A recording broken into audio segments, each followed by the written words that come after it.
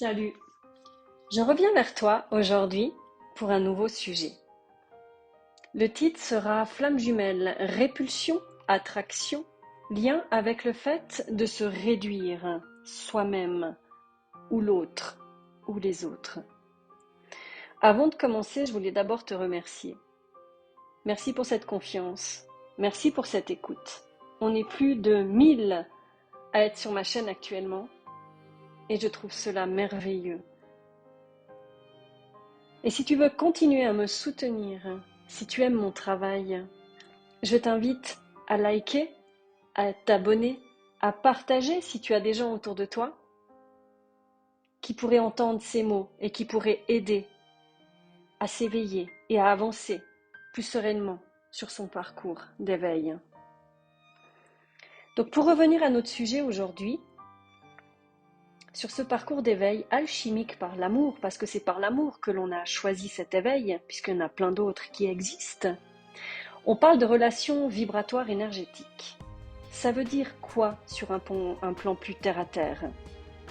La danse des flammes est un long cheminement d'effets de répulsion et d'attraction sur ce parcours, et beaucoup plus chez les flammes jumelles. Donc répulsion, c'est repousser, attraction, attirer. On est amené à se retrouver soi, au plus près de qui on est, à se détacher de tout ce qui n'est pas nous, de tout ce qui n'est pas sur la même fréquence vibratoire. L'énergie si élevée entre deux flammes permet de mettre en lumière toutes les choses qu'on ne veut pas voir, tout ce qu'on a enfoui, tout ce qu'on ne connaît pas encore, qui est inconscient, des schémas, des conditionnements, des fonctionnements obsolètes. Alors je rajouterais même, longtemps sur ce parcours de flammes jumelles, on est amené à voir en miroir inversé toutes les choses en lien avec notre jumeau, en lien avec la relation. Mais à un moment donné, je dirais sur la deuxième partie, on pourrait l'appeler comme ça, on est amené à voir le monde extérieur dans ce que le monde nous révèle à nous, pour nous permettre de nous retrouver encore plus vers qui on est dans les profondeurs, sans les masques, sans les conditionnements, sans les rôles que l'on joue, avant les bridages. As-tu remarqué que sur ce parcours, toutes les fois où l'on a accepté l'inacceptable, toutes les fois où on s'est rabaissé, où on s'est tu, puis on a exprimé notre mécontentement de plus en plus à chaque tsunami.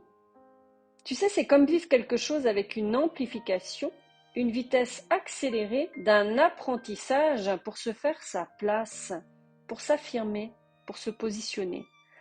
Tout ce que l'on n'aurait jamais osé dire avant, faire, exprimer avec d'autres personnes. C'est une relation qui révèle tout ce qui est caché en nous, bien orchestré. La répulsion arrive quand l'autre sent en nous quelque chose de faux, qui sonne sur une fréquence plus basse, qu'on se ment à soi, qu'on n'est pas dans sa vérité, qu'on essaye d'être quelqu'un d'autre, de faire les choses à l'encontre de notre âme. Je vais te parler là de grandeur, de hauteur, qui est très en lien avec sa propre valeur, ce que l'on pense de soi, sa façon de se voir, se sentir, je rajouterais même s'aimer. Quand on se rencontre, on est propulsé au plus haut point de notre grandeur, élevé en moins de 2, dans une fréquence mutuelle qui révèle tout ce que nous sommes vraiment, d'une transparence sans pareille, une liberté d'être totale, une légèreté, simplicité, une évidence. Puis les peurs arrivent, pour l'un, la peur que tout s'arrête, de perdre l'autre, de ne pas être assez, de ne pas être suffisant pour l'autre aussi, amenant sur le devant de la scène les masques, la maîtrise des ressentis, le contrôle de ce qui se passe, de la relation, de peur de perdre pied. Toute logique, tout devient plus lourd, plus dense, plus compliqué, on ne se comprend plus. Un se sentant indigne et l'autre non méritant, se sentiront les deux réduits à un moment donné. Un, pour contrer cela, se rendra supérieur de façon égotique, écrasant l'autre et le monde d'un air si hautain et rabaissant l'autre, le rendant inférieur. Mais je dirais même que c'est tantôt l'un, tantôt l'autre. Les deux se réduiront à tour de rôle pour élever l'autre sur un piédestal à chaque fois. Qui dit piédestal dit que forcément l'autre se sent inférieur, se sent pas assez, se sent pas à la hauteur.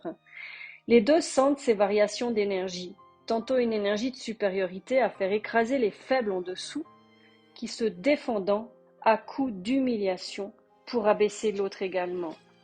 Jeu de variantes, je me réduis, je m'élève, je suis réduit, je me bats contre, je me défends, comme pour réaligner de plus en plus sa place à l'intérieur de soi et dans ce monde.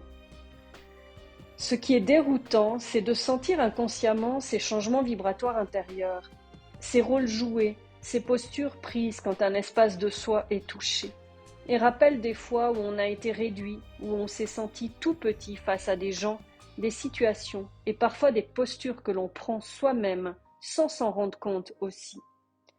Ressentir ce changement d'ambiance, le son de la voix, les déplacements du corps, la manière de s'exprimer, de surjouer selon qui nous avons en face, la manière de faire l'amour, selon si l'autre est dans son cœur ou s'il est dans son mental à surjouer une scène ou à penser à autre chose, ou peut-être à quelqu'un d'autre, un fantasme, sans être présent à ce qui se passe.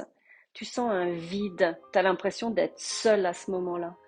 Tout état a fait ressentir quelque chose qui n'est pas comme d'habitude, rendre anxieux, car inconnu. Oui, on ne se reconnaît, on ne reconnaît pas l'autre dans l'énergie qu'il émet dans ces instants. Perte de contrôle, puisque c'est changeant, c'est inconfortable, car on ne comprend pas ce qui se passe. L'autre parfois ne le perçoit pas, ou peut-être que je dirais si, en fait, mais prend peur car l'autre en face sait, ressent tous ces changements qui passent habituellement comme de rien dans une relation non énergétique, ou dit lambda. Je pense que cette répulsion de chacun arrive quand on ressent l'énergie changer chez l'un, chez l'autre, donnant un sentiment de fausseté, de mensonge. Au premier abord, c'est pris par l'ego. On rejette ce qui sonne faux, qui veut dire danger, qui veut dire inconnu. Le rejet met en place une énergie de défense, touchant l'un chez l'autre, des parts blessées très réactives. Ce qui est révélé sous la face cachée de l'iceberg, c'est toutes ces fois où on s'est réduit, où on a changé de posture intérieure, faisant ressentir la dite fausseté, qui est en réalité un changement vibratoire, un changement d'état, d'énergie, n'habitant plus qui nous sommes réellement. Tantôt on rejoue l'enfant, l'ado face à son père ou sa mère, touché sur des blessures, par des mots, des attitudes, des actes, soulevant une ribambelle d'émotions en vrac, perdant toute logique, se sentant réduit, démuni, notre ego entraîné, ressurgi, pour reprendre sa place, du bourreau, détruire l'ennemi, celui qui a fait mal, qui a touché, se sentir à nouveau supérieur, mais dans une grandeur égotique, rabaissant, humiliant, piquant à vif, nous détachant ainsi de la douleur, souffrance ressentie. Longtemps, ce jeu de rôle prend place. Déconnecté de ses émotions par l'un, déconnecté du corps pour l'autre, on ne perçoit pas ces changements énergétiques forcément. On perçoit que le plan matière, celui qui a fait mal. On désarme et on se replie. Lorsque l'on observe cela différemment sous un autre angle, on s'aperçoit qu'on révèle les différentes postures en nous qui ont laissé des blocages, des blessures, ce qui fait que l'on n'est pas dans sa grandeur d'âme. Ça crée des vides, ça crée des espaces au fait, où on n'habite pas complètement qui on est. Donc ça fait comme si c'est un mensonge, c'est un petit peu comme si on révèle à l'extérieur une part de nous qui n'est pas nous. Donc l'autre forcément va ressentir ce changement et va le rejeter. Donc que l'on est en dessous de ce que l'on est vraiment, que notre potentialité n'est pas encore atteinte, que l'on joue encore des rôles, triangle de Cartman, tantôt la victime, liée aux blessures de l'enfant. Donc la blessure de l'enfant intérieur, c'est la symbolique de toutes les blessures non réglées de notre enfance, adolescence. Le sauveur, lié aux énergies paternantes et maternantes que nous portons, pour porter les autres, aider les autres, sauver les autres, tout donner à l'autre, aux autres. Le bourreau, notre défenseur, qui prend des airs supérieurs pour abaisser l'autre, se défendre. Sortir du triangle est la base de ce long moment du parcours. Visiter ces blessures d'enfant, adolescent. À quel moment est-ce que je réagis comme un gosse? À quel moment je me victimise encore? Visiter ces fonctionnements de sauveur, l'envie de faire pour les autres, les changer, les aider au détriment de soi, en faire trop, en ne respectant pas l'autre aussi, en s'imposant. Mais aussi les fonctionnements de bourreau, défense, attaque, supériorité, pour se sentir plus haut qu'eux, meilleur qu'eux, comparé, dénigré, dévalorisé. Prendre le temps de s'observer, voir ses réactions, les comprendre, permet de s'apaiser et de sortir de ce jeu-là.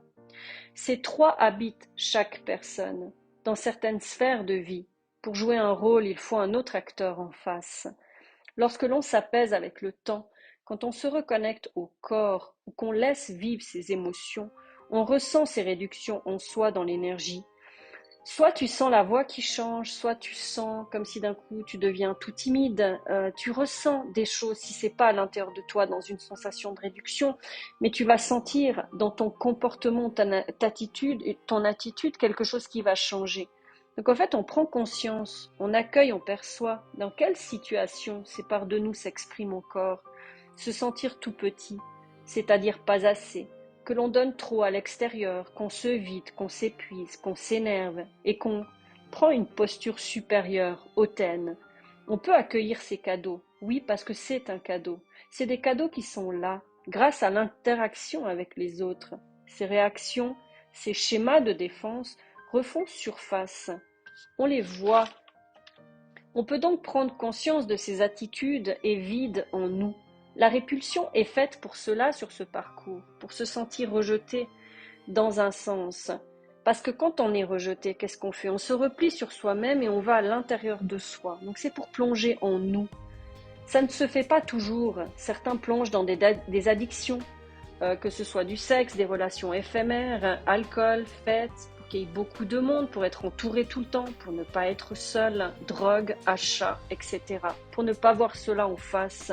Jusqu'au jour où quelque chose d'autre s'impose depuis l'extérieur, tel un choc, un réveil radical. Lorsque l'on comprend cela, on arrive à faire le pardon sur des comportements, paroles prononcées.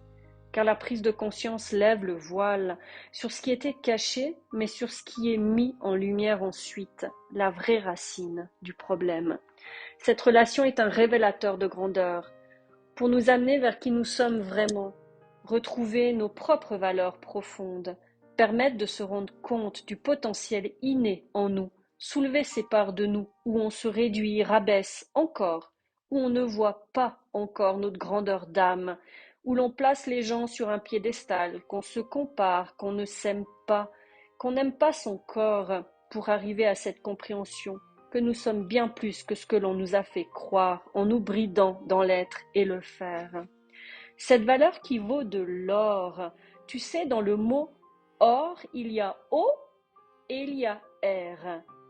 La symbolique de l'eau, donc au fait, c'est lié aux émotions. Et la symbolique de l'air, c'est lié aux pensées.